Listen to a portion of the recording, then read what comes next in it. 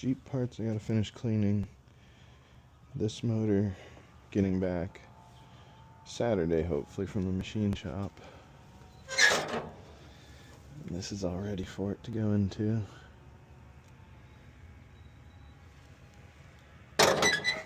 And then the 2J will be ready, he said, hopefully Monday or Tuesday next week.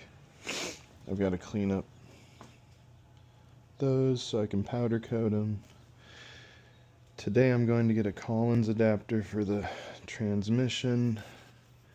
And then somebody else is selling like a bunch of stuff. The rear sump oil pan, the turbo manifold, the timing kit, head gasket, and oil pump for the 2J. And then this is basically ready to get out.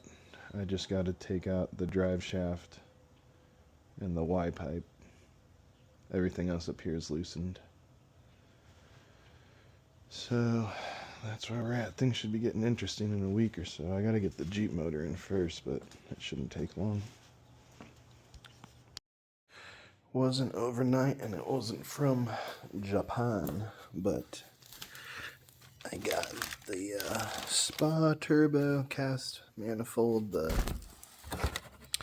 PHR upgraded oil pump, Gates timing kit with the water pump and everything.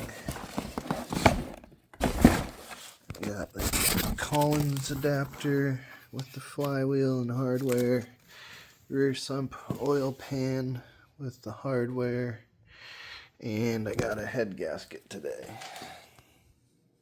Not a bad way to spend a few $1,000s.